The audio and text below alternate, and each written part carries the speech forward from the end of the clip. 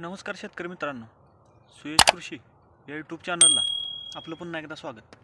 आजच्या व्हिडिओमध्ये आपण प्रामुख्याने ज्यावेळी आपला काकडी पिकाचा प्लॉट हा हार्वेस्टिंगला येतो किंवा थंडी जास्त प्रमाणात जाणवत आहे, त्याच्यामध्ये आपणाला वेलवर्गीय पिकामध्ये काकडी असेल, दोडका असेल किंवा कारल्यासारखं पीक असेल किंवा दुधी भोपळा असेल, याच्यामध्ये जी प्रामुख्याने समस्या जाणवते की ज्याच्यामध्ये अशा पद्धतीने जास्त काळ पानावर पाणी टिकून राहिल्यामुळे डाउनी मिल्ड्यूची समस्या असेल किंवा कंटिन्यू शेंडानं चालणे किंवा निघालेली फुलकळी असेल ती कळी पिवळी पडणे, ड्रॉपिंग होणे, त्याचबरोबर आपल्याला चांगल्या पद्धतीने प्लॉटची ग्रोथ न होणे किंवा शेंडा स्टॉप होणे, त्याचबरोबर मालाला साईज न मिळणे किंवा मालाची फुगवण हे न होणे, याच्यासाठी आपल्याला खतांचं नियोजन असेल किंवा फवारण्यांचं नियोजन हे कशा पद्धतीने घेतलं पाहिजे किंवा कोणत्या फवारण्या हे घेतल्या पाहिजेत, त्याचबरोबर आपल्याला चांगल्या पद्धतीने मालाचं उत्पादन घेता आलं पाहिजे. आता ह्या स्टेजला प्लॉट आला, आपण पाहू शकता अशा पद्धतीने पूर्ण प्लॉटमध्ये खालून बुडापासून चांगल्या पद्धतीने सेटिंग चालू आहे. तसेच या प्लॉटची सुद्धा आपणाला जशा पद्धतीने वाढ पाहिजे त्या पद्धतीने वाढ ही मिळालेली नाही किंवा जी आपणाला ग्रोथ हवी होती ती मिळालेली नाही, परंतु कंटिन्यू शेंडा चालू आहे. शेंड्यापर्यंत चांगल्या पद्धतीने फुलकळी निघत आहे किंवा जी निघालेली फुलकळी आहे हे चांगलं सेटिंग हे होताना दिसत आहे.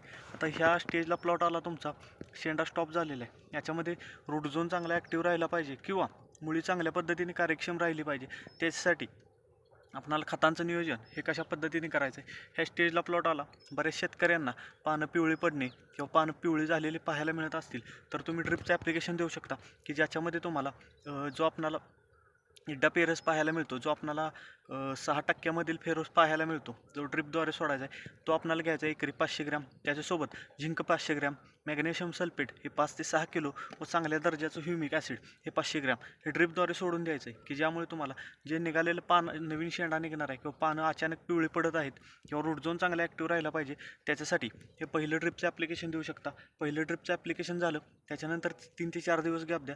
3 ते 4 दिवसानंतर तुम्हाला ड्रिपच्या माध्यमातून दुसरं ड्रिपचं ॲप्लिकेशन द्यायचं आहे की ज्याच्यामध्ये शेंडा कंटिन्यू चालू झाला पाहिजे, चांगल्या पद्धतीने शेंडा निघाला पाहिजे.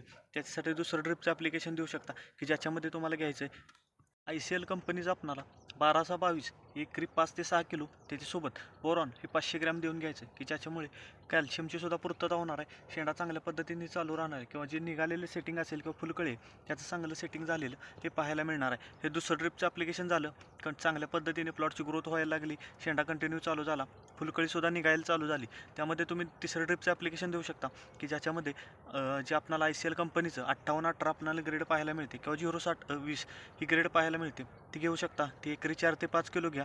त्याच्यासोबत रिपीट आपल्याला मॅग्नेशियम सल्फेट हे आपल्याला द्यायचं आहे 5 ते 6 किलो. हे तिसरं ड्रिपचं ॲप्लिकेशन द्या. चांगल्या पद्धतीने तुम्हाला प्लॉटची जे ग्रोथ थांबलेली आहे ती चांगली निघालेली किंवा पानं पिवळी पडलेली आहेत ती थांबलेली सुद्धा हे पाहायला मिळतील. किंवा तुम्ही असं सुद्धा ड्रिपचं ॲप्लिकेशन देऊ शकता की ज्याच्यामध्ये पहिलं ड्रिपचं आपण झिंक फेरस मॅग्नेशियमचं जे आणि त्याच्यासोबत एखादं ह्युमिक दिलं, ते ॲप्लिकेशन दिलं. त्याच्यानंतर आपण ICL कंपनीचं 12/22 बोरॉन दिलं, ICL कंपनीचं 12/22 बोरॉन दिलं. ज्यावेळी 0-60-20 सोडायचं आहे त्याच्यानंतर 12/22चं ॲप्लिकेशन दिल्यानंतर 4 ते 5 दिवसानंतर तुम्ही एकरी 1 ते 2 किलोपर्यंत गुळ, त्याच्यासोबत चांगल्या दर्जाचा मायक्रोरायझा घेऊ शकता व त्याचंसुद्धा एक ड्रिपचं ॲप्लिकेशन देऊ शकता की रूट झोन किंवा जे जीवाणू आपल्याला थंडीमुळे जे अपटेक असेल किंवा खतांचा अपटेक जो पाहायला मिळत नाही त्याच्यासाठी मायक्रोरायझा व तुम्ही गुळ याचंसुद्धा ड्रिपचं ॲप्लिकेशन देऊ शकता. चांगलं खतं जे दिलेलं आहे त्याचं अपटेक चांगलं होणार आहे, रूट झोन चांगला ॲक्टिव्ह राहणार आहे. आता फवारण्यांच्या माध्यमातून कशा पद्धतीने फवारणी करायची. आता ह्या स्टेजला प्लॉट आला, डाउनी मिल्ड्यूचा प्रादुर्भाव किंवा पावडर मिल्ड्यूचा प्रादुर्भाव हा जास्त वाटत असेल तर तुम्ही फवारणी करू शकता. जर डाउनी जास्त असेल तर तुम्ही ॲक्रोबॅट प्रति लिटर पाण्यासाठी एक ग्रॅम, त्याच्यासोबत पॉलिराम हे प्रति लिटर पाण्यासाठी 2 ग्रॅम व त्याच्यासोबत इंट्रापिरिड हे प्रति लिटर पाण्यासाठी 1 ते 1.5 मिली याचा एक गच्च स्प्रे देऊन घ्या. नागाळे असेल, डाउनी मिल्ड्यू असेल किंवा पावडर मिल्ड्यू असेल, त्याचबरोबर लाल कोळी असेल, याच्यावर चांगलं कंट्रोल मिळणार आहे. हे पहिली फवारणी झाली. त्याच्यानंतर जास्तीत जास्त फुलकळी निघाली पाहिजे, त्याचं सेटिंग झालं पाहिजे, त्याच्यासाठी एक फवारणी घेऊ शकता. 100 लिटर पाण्यासाठी प्रोजिबे 1 ग्रॅम, त्याच्यासोबत चिलेटेड झिंक लिक्विड स्वरूपातील घेऊ शकता किंवा पावडर स्वरूपातील झिंक हे 100 ग्रॅम, मॅग्नेशियम सल्फेट हे 100 ग्रॅम, अँट्राकॉल 250 ग्रॅम, त्याच्यासोबत बोरॉन हे 100 ग्रॅम व सरस जे आपल्याला हार्मोन बेस्ड टॉनिक पाहायला मिळतं ते 100 ml घ्या.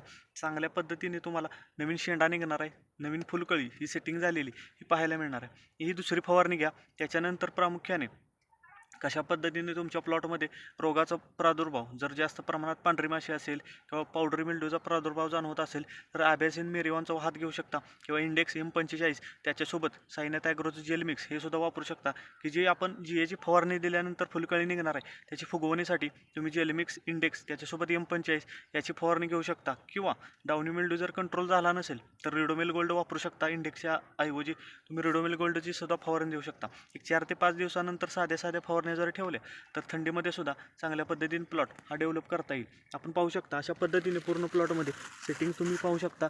चांगल्या पद्धतीने फुलकळी सुद्धा निघत आहे. कंटिन्यू शेंडा सुद्धा चांगल्या पद्धतीने चालू आहे. कुठं शेंडा आकसणे किंवा शेंडा स्टॉप झालेला किंवा पानं पूर्ण खालून खराब होत आलेले आहेत आपल्याला पाहायला मिळत नाही. थोड्याफार प्रमाणात या प्लॉटवर सुद्धा आपल्याला डाउनी मिल्ड्यूचा प्रादुर्भाव हा जाणवत आहे. परंतु थंडी अतिरिक्त असल्यामुळे कोणत्याही प्लॉटमध्ये ज्या पद्धतीने प्लॉटनं ग्रोथ घ्यायला पाहिजे किंवा ज्या पद्धतीने प्लॉट हा डेव्हलप व्हायला पाहिजे तो होत नाही. त्याच्यामध्ये अतिरिक्त खर्च एक दिवस आडाने ड्रिपचे ॲप्लिकेशन द्यायचे, एक दिवस आडाने फवारणी करायचे ज्यामुळे प्लॉट हा जास्त स्ट्रेसमध्ये जाऊन अचानक प्लॉट हा पिवळा पडणे किंवा जाग्यावर माल कमी निघणे किंवा जो आपणाला पाहिजे तसं उत्पादन घेता येत नाही. 4 ते 5 दिवसाचा गॅप द्या. 4 ते 5 दिवसानंतर ज्या पद्धतीने प्लॉटची ग्रोथ आहे किंवा ज्या पद्धतीने प्लॉटला गरज आहे ते ड्रिपचे ॲप्लिकेशन द्या किंवा खतांचं मॅनेजमेंट करा. व साध्या जर फवारण्या ठेवल्या तर चांगल्या पद्धतीने सुद्धा आपणाला थंडीमध्ये सुद्धा वेलवर्गीय पिकामध्ये हा उत्पादन घेता येईल. तर चला, आपणाला आजचा व्हिडिओ कसा वाटला हे कमेंटच्या माध्यमातून जरूर कळवा. तसेच जर आपण चॅनेलला प्रथम आला असाल तर चॅनेल नक्की सबस्क्राईब करा. व्हिडिओला लाईक व शेअर नक्की करा. धन्यवाद.